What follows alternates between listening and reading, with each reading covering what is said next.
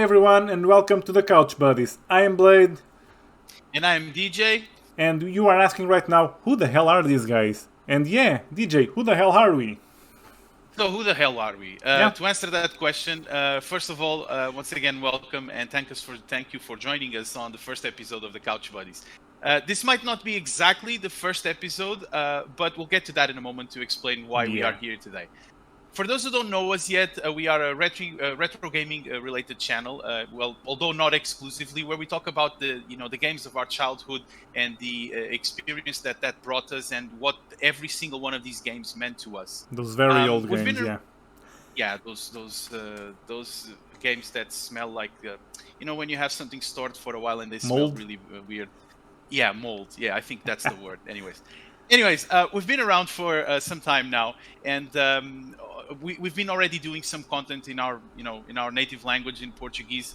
However, after we've done some very successful live broadcasts with our community, the idea sprouted that we should start doing some content in English, and here we are. So we're going to be uploading these regular English episodes in every Wednesday at 21 GMT or 2200 CT, and we hope to have you with us. And once again, thank you for joining. So, Blade, take us through it. What are we going to do today? We might talk about games. That would be nice. Yeah? Talk about games. Yeah, that seems something that we haven't planned to do yet. So, yeah, it seems legit. Yeah, I guess we should do it anyways. So you want to kick off today? Sure, I can get this started. And so, games. Let's talk about some old games. And I'm going to talk about an old game today from the ZX Spectrum. That was my first computer. Well, it wasn't a ZX Spectrum. It was a Timex 48K, to be honest. Yeah. They were fairly common in Portugal. And this game, I played it a lot in this Timex I had. It was a 89 game, I think. Yeah, it was from the King of Pop. It was Michael Jackson's Moonwalker. Ooh. This game was loosely based on the movie. Yeah. It was loosely based on the Moonwalker movie. It was a musical movie. And the game had 4 different stages. And you got to play on the first stage as Michael Jackson. And you were roaming around a lab-like city. And you have to pick up a couple of objects. And you only have one aid. It's a small square in the corner of the screen with some blinking dots telling you that the items are somewhere there. And you have to find the way. After you get all the items and get Michael dressed up, you need to find the bike and go to the second level. Second one was fairly similar, but you did it on a bike. And you could turn into a kind of hover car and get a jet ski, but it was a very similar level to the first one. The third one was special. You had it based on the Smooth Criminal song, and you can actually see it was that song there. And you just had a side-scrolling where you picked up ammunition and you had to shoot gangsters. And if you watch the movie, the scene where this music plays, and the music was actually made for the movie, has the gangsters in it. It made a lot of sense. The last level, it was a particular one. You got into a room with Michael, you got to the center, and you would just turn into a robot, and you would start shooting every enemy that would pop out of every hole. And as soon as you killed them all, the game would end and Michael would turn into a spaceship and just fly away. Well, it was a very nice game at the time, and the graphics and the music were very nice. We're talking about a ZX Spectrum game in '89, and it was awesome. I know it came out for several other systems, but that was the version I played, and I hope you get to try it out. It's a wonderful game. Yeah, the ZX Spectrum was also my first computer. Also, I think it was around that time. I believe I was 6 years old. So yeah, pretty much around 88 or 89 that I had my ZX Spectrum. It was 128K plus 2. It had the included or the attached tape recorder. That was nice. I haven't played that game, the one from Michael Jackson, but I'll sure be trying it out to see if I can find it somewhere where we're able to play it. It was awesome at the time. But definitely, I guess that's something of the era that we're going to be probably touch basing a lot on our episodes, considering that we had a very similar, let's say, past in terms of computer experiences and beginning of that. So yeah, that was a good one brought up, and let's hope that people on the comments can tell us if they have played this game and if they liked it and what they thought about it. So me, I guess that I need to bring also some games from my youth. I'm going to bring up a game about the. It's a fighting game, and it was a very good attempt of Team 17 to copy one of the most famous titles of fighting, the Street Fighter. I'm going to talk today about the Body Blows that was released in 1993 for Amiga and DOS. Okay, so what to say about this game? This game had a lot of particularities, and I remember playing this on my first personal computer, so my first PC. It was a 386 SX 33 megahertz, if I remember correctly, and I think this was around a year later after the game came out, like in 1994. This was a game that was it had several problems with it, but at the time for me, you're being so nice. At the time for me, it was just it was a game that I spent so many hours with because the game was ruthlessly difficult. It had an AI. Most of the time I would be playing versus AI or versus the computer, and the AI was something that was brutal. It was always throwing punches and not spells but abilities at you, and it was not like you could set it to easy or whatever. Even on the easiest difficulty, that AI was ruthless, and you couldn't do much it was tough. when you were playing against it. The game itself has a lot of similarities with Street Fighter. For example, there's two characters called Nick and Dan, and one of them has an ability that is a red fireball and the other one is a blue fireball. I mean, where have we seen that already, right? There was a guy named Cossack. If I say the name Cossack, you probably already know which one is related to in Street Fighter. Zangief, maybe? Zangief, yeah, exactly. Then we had a female fighter called Maria, and then we had a guy named Junior that was a boxer. Again, a lot of similarities. One of the things that stand out in this game, and I remember quite particularly, was the soundtrack. The soundtrack was composed by Alistair Brimble, which was the same person responsible for amazing soundtracks in the Amiga, like Project X, Alien Breed, Super Frog. So it's a very, as I said, it wasn't the best game ever, but the fact that it was so challenging, it was very rewarding for me to actually play it when I was a younger kid, and actually come to the the end boss, which was a very shadowy character that had a very big secret to tell at the end of the game. But I'll let you guys play it and enjoy it and see if you want to find out what's this secret. The game is available. I remember playing the Ultimate version. That was the one I played, and it was the Ultimate version is available on GOG, if I'm not mistaken, and I think the cost it's marginal. I mean, it doesn't cost that much. In any case, try it out. See if you like it. It's not the best game, but again, I think it's worth trying because of the challenge that it gives. I bashed it a bit while you were talking, but it's not that bad of a game. It's just what you could call a cheap clone of Street Fighter. But it was fun in a way. Indeed, because it was that time that some of the ports of the Street Fighter to some of the home systems were not that good. I mean, the consoles like Nintendo and even the Sega systems actually got very good ports of the Street Fighter, especially Street Fighter 2. But for example, the Amiga, I mean, the port for the Amiga was good because of the soundtrack, but it was terrible because of the playability. So again, it's something that you should try. It's very particular. It's one of those games that either you're gonna love it or either you're gonna hate it. So just try it out, see it for yourselves, and let us know in the comments what you thought about this one. Yeah, give us some feedback. Correct. And now, do you want me to bring another game? Well, I don't know. Do you have to? Damn it. Yeah, I have to. Go for it, please. And I'm going to bring a real pearl this time. This is a very nice game I played. It's from '95. It's a console game. On the Super Nintendo, I'm probably going to bet that people who played RPGs know this quite well. And I'm sure you know this game quite well. It's probably one of the best games ever made. It's common for many people to tell you this if they have played it, because the story is fantastic and the people behind them was a dream team at the time.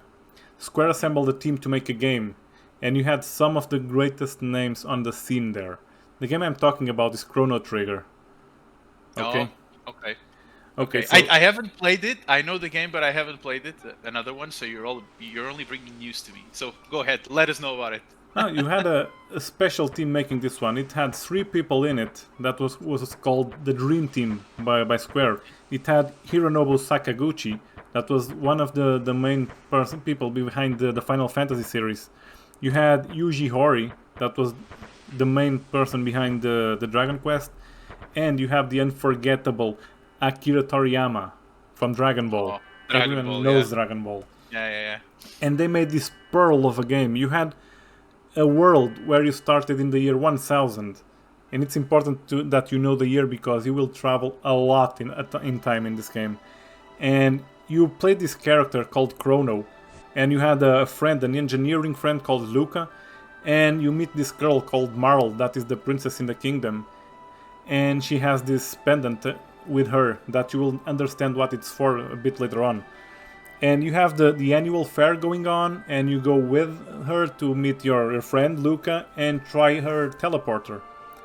But something just goes wrong because of the pendant Marl was using, and you get teleported back in time 400 years. And you end up getting Marl taken away because they think she's the princess at the time, because she looks so much like her. And story starts to change. Why? Because at the time the princess had vanished, and there was a huge search effort to get her back. And this didn't happen because you got there and they thought your friend was her. Hold on. I gotta stop you there. You are very, very enthusiastic talking about this game. Oh yeah. I know it's a very good one. I know it had a brilliant dream team about it, but you're gonna ruin the experience for the people. No, I'm just going to get the starting point there. I'm not going to tell the story.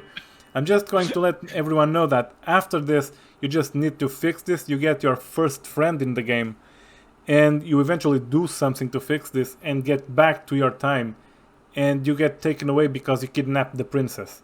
And the whole story starts developing, and you're going to travel a lot, and I mean a lot in time. And everything you do in different eras, you will just influence the game. It's simply an amazing game and an amazing story, and the combat system. It's like the Final Fantasy typical combat system, but you won't get random encounters. You'll see the enemies, and you'll start every single fight where you find the enemy. It will not teleport you to a second image where you will just do the fight and get back out. Wherever you are, you will fight there. It's amazing. And if someone hasn't played this game, you just have to play this game. You can get it basically in every platform. It's on mobile, it's on Steam, you can get it anywhere. Just play this one. Just simply play this one. It's a must-have and a must-play game. I guess our viewers will definitely, after that passionate description you gave about the game, it's very visible that you played it for many hours, and it was a very good game. So I guess we'll have to check it out. And once again, we're gonna ask you to, leave us your comments about this game, about Chrono Trigger, what you thought about it. Yeah. If there was anything you liked, if there's anything we disliked, because that's what we want to hear. And in order to help us, answer some of these questions, and maybe, want to just remind you that bring us some ideas of games that you want us to talk about. If any of these are part of your experiences, we'd love to hear about them, and bringing you our view on it, and if it actually was something that was part of our growing up days. Yeah, because you probably have a lot different experiences than we did. And something I want to add there, we do this in the Portuguese videos, and we'll do this here also. If you want to send us a video with your content, speaking of a game you played, just feel free to do it. A video, an audio, or simply a text, and send it to us. We'll mention it, because make the couch yours. Don't make this our couch, make it your couch. Just be part of it. Feel free to do it. We'll be waiting. Yeah, exactly. We'll be waiting for your participations if you want to actually join in with us, and if you want to be shown in our channel, and join the couch. There's always room for one more. Would love to hear from you, as Blade said. Just send us whatever you have. If you're not comfortable video editing, if you're not comfortable recording, if you don't have the material, that's absolutely fine. If you want to send us a text, we can even read it for you. If you just want us to send us the audio, we'll then put some gameplay on top of it so that we can show whatever you experienced with this game from your eyes. So before we actually wrap up, I think I'm going to talk about one more game, and a very, very, very good one. Now I'm curious. And I want to talk. Well, you should be curious. You should be curious. It's a very, very good game. Although I don't know if a lot of people know about it, because I don't remember back then seeing a lot of my friends playing this or even showing any interest. This was in the early 90s. Majority of the people that were gaming in the early 90s were looking at, like games like usual sports games or, some random RPG or something like that. This is kind of an RPG. So what I'm going to talk about is a game from 1990 from Sierra, which is called Jones in the Fast Lane. Oh, that's so addictive.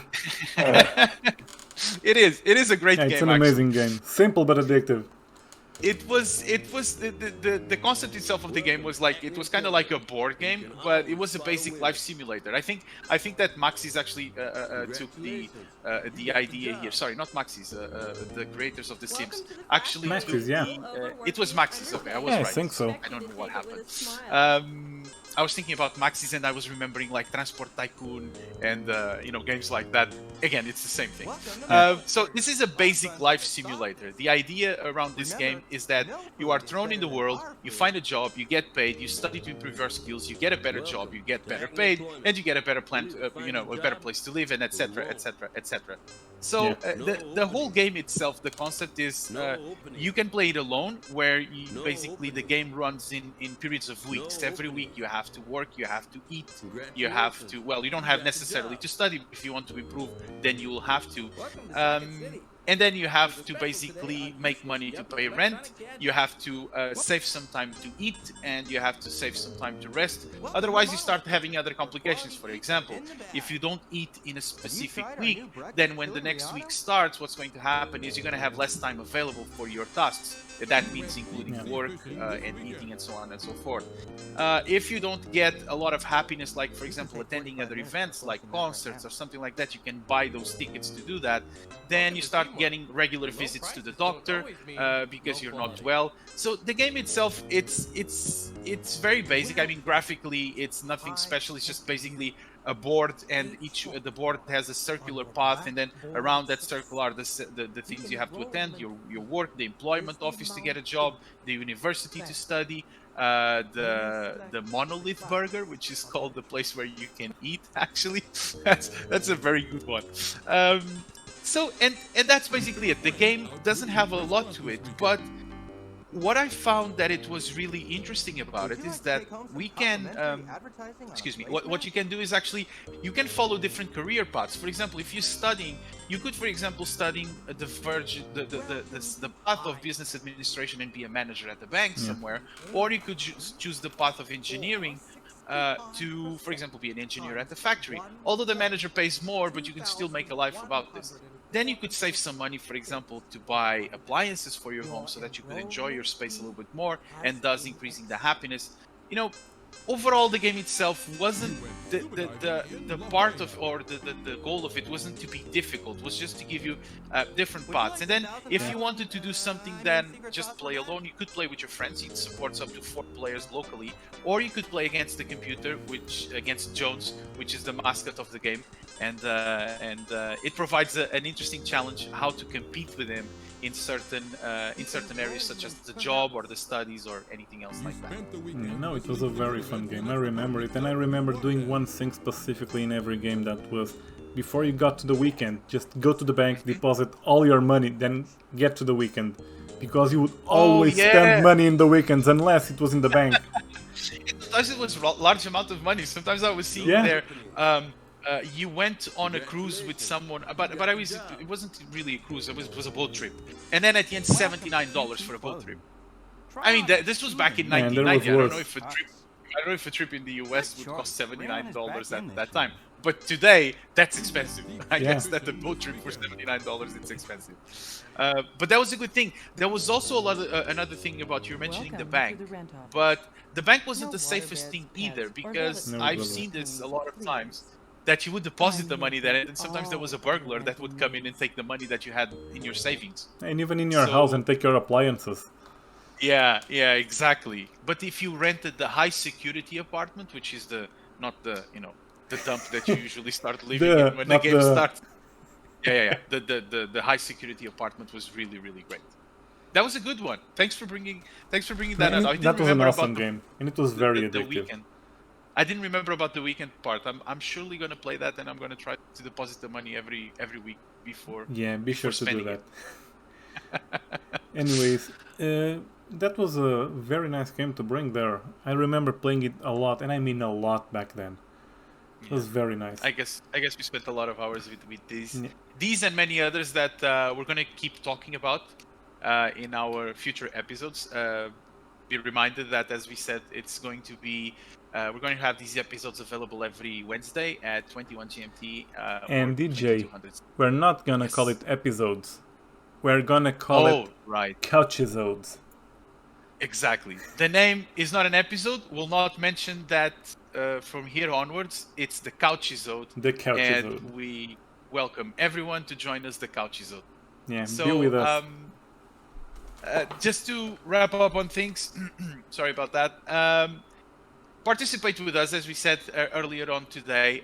Leave us the comment on the below about any of these games that we played, or if you have any other suggestions. Leave a like if you like, leave a dislike if you didn't like, and stay tuned with us for next Couchisodes with the Couch Buddies. Yeah. I'm DJ, signing out. Blade. And this is Blade, signing out. See you next week, and game on, everyone. Thank you, guys. Game on. Have fun.